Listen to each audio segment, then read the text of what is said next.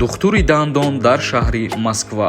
Бародарони тоҷик дар хизмати мову шумо мебошанд. Ҳама намуди бемориҳои дандонро табобат мекунанд. Барои сафед кардани дандон, барои пломба мондани дандон, барои табобат кардани хунукиҳои дандон, ба рақамҳои рӯи экран дар тамос бошед. ҳатман аз номи канали мо муроҷиат кунед. духтури дандон бо нархи арзон ва дастрас. ассалому алайкум ба ҳама тамошобинони барномаҳои канали Юрис Тиҷей. Тамошобинони азиз, ҳатман дар видео лайк бимонед ва то охирша тамошо кунед. Як ахбороти нав баҳри шумо. 2 баробар зиёд.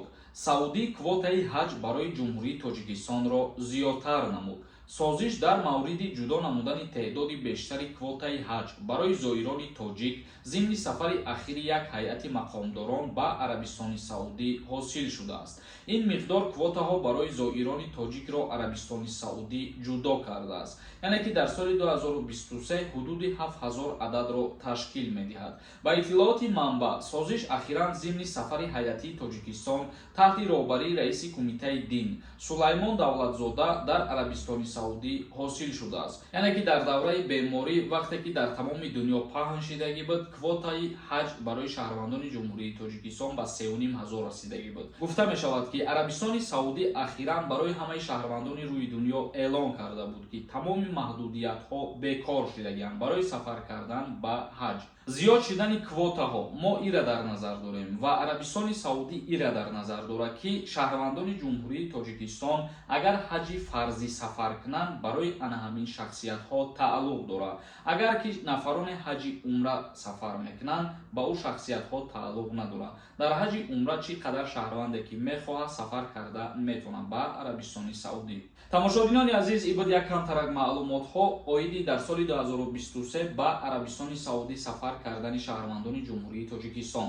акнун ба қисми хондани комментарияҳо мегзарем. як кас нависонда: ассалому алайкум, ака якчанд бор навиштам, ҷавоб нагирифтам. ҷавоб де: ман дар шаҳри Москва қарор дорам, патент, регистратсия, трудовой договор дорам, официални кор кардесам, ҳама чиз 100%. ман хабаровски рафтанем, бо дауҷа бо айсар патент мекунем ё не? Ку ака як маълумоти пурра жда дорем, пешакӣ раҳмати калон. дар ҳолате ки шумо дар яке аз шаҳрҳои Федератсияи Русия кору фаъолият мекунед, мисол худ дар Москва қарор дорӣ, ҳамаи ҳуҷҷатҳот аз Москва мебошад ва дар ҳолате ки берун аз Москва ба ягон шаҳри дигараш сафар мекунӣ барои кору фаъолият кардан, ҳуҷҷатҳои ту бояд аз ҳамуҷа бошад. агар ки 2-3 рӯза сафар карданӣ бошӣ, ҳамчун меҳмон ягон мушкилӣ намешавад. бобоев нависонда: ассалому алайкум, ака дар паноҳи худо бошен, ҳамиқа аз хабарҳо бохабар мекунем.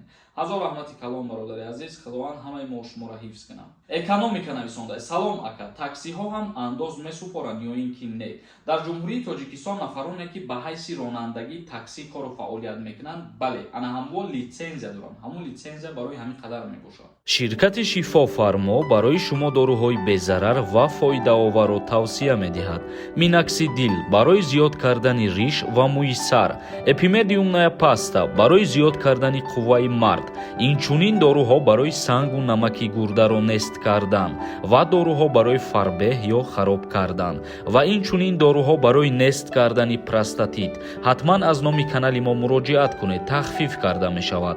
рақамҳо дар рӯи экран. Сафаров нависонда: ассалому алайкум, ман венже дорам, ду штраф шудагӣ, дальчи гражданство споридан метавонам? дар ҳолате ки агар штрафота споридагӣ бошӣ, бале, метавонӣ. Темуров нависонда: ассалому алайкум, Сорбон Сафаров, дар Хуҷанд дар куҷо патент мекунанд? суроғашам мегуфте нағз мешид пеш аз Россия омадан. дар шаҳри Душанбе айни ҳол маркази муҳоҷиратӣ ифтитоҳ кардагиянд ва ба истифода додагӣ ҳастанд. дар вилояти Суғд рости гап ба фикрам ки оли ба истифода додагӣ нестанд, адреси аниқ дода наметавонам. Соҳилов нависонда: ака, чанд дона билет дар бозии ту аст ки як моҳшид билет мефурӯшӣ? бародарои азиз, қариб ки дар ҳама видеоҳо ман оиди конкурс гап мезанам, оиди количествои билетҳо гуфтагием. 13000 билет да конкурси ма уже 95% билетҳо ба фурӯш рафтанд. як каси дигар нависонда: безикри ном ҳамин комментарияи мара бихон. салом алайкум акаи Сорбон, ҳазор раҳмат ба падару модарат ки чунин тарбият кардиянд тура. бародар, оиди 2 фурудгоҳҳо боздошт кардани душаҳрвандӣ ягон маълумот медодем, пешакӣ раҳмат. ду фурудгоҳҳо боздошт кардани ду шаҳрвандӣ чиро дар назар дорӣ бародари азиз? узри зиёд ки саволта пурра нафаҳмидам. имконият бошад агар як бори дига саволта бинависон дар комментария ё ки дар инстаграми ма бидро бинависон суҳбат мекунем. номи инстаграм дар рӯи экран ҳаст. ҷан нависонда: салом акаҷон, сози хуби як саволи муҳим дорам. хати хада чӣ хел да алоқа бироем илтимос акаҷон. ман номи инстаграма гуфтам дар комментария пештара, метавонӣ ки дар инстаграм бинависонӣ, иншааллоҳ суҳбат мекунем. гулноза нависонда: салом, ма патентма 5 январ моҳонаашро супоридам, аммо бо нархи пештара патентам сӯхта бошад ё не? ҳамира ҷавоб диҳед. сӯхтагӣ нестай патенти шумо, вале аз инҷа пас вақте ки пардохт мекунем ба нархи ҳозира пардохт кунем. ғафуров нависонда: дар бораи хизмат маълумот медодед ака, оиди даъваткунӣ ба хизмати ҳарбии ҳозирашда гап назанем хубтар аст, чунки оли барои даъваткунӣ хеле вақт аст. оиди як масъалаи дигар мехоҳам камтара гап занам, ба шумо буфаҳмонам, чунки дар ҳамин борарам савол бисёр пешниҳод кардагиян бародарои мо, апаҳои мо. бисёри нафарҳо савол метиҳанд ки оё дар Федератсияи Русия вақте ки официально кор мекунӣ, мисол трудовой договор дорӣ бо корхона, ҳамин барои гирифтани шаҳрвандии Русия ягон плюс ҳаст ё ин ки не? ё ки вақте ки патент пардохт мекунӣ, пулша меспорӣ, мисол регистратсия дорӣ, ҳамаи ҳуҷҷатҳоро дорӣ, ҳамиё барои гирифтани шаҳрвандии Русия ягон рол мебозанд ё ин ки не?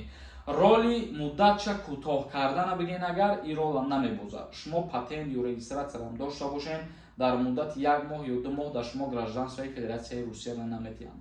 баъзе ҳолатҳое ҳастае ки мисол вақти ҳуҷҷат пешниҳод мекунӣ, аммо ба задани тра як проверка мекунанд ки ту дар Федератсияи Русия чӣ қадарши гаштугузор мекунӣ, чӣ хел гаштугузор мекунӣ, ягон ҷиноят кардагӣ ҳастӣ, ягон ҳуқуқвайронкунӣ кардагӣ ҳастӣ ё ин ки не?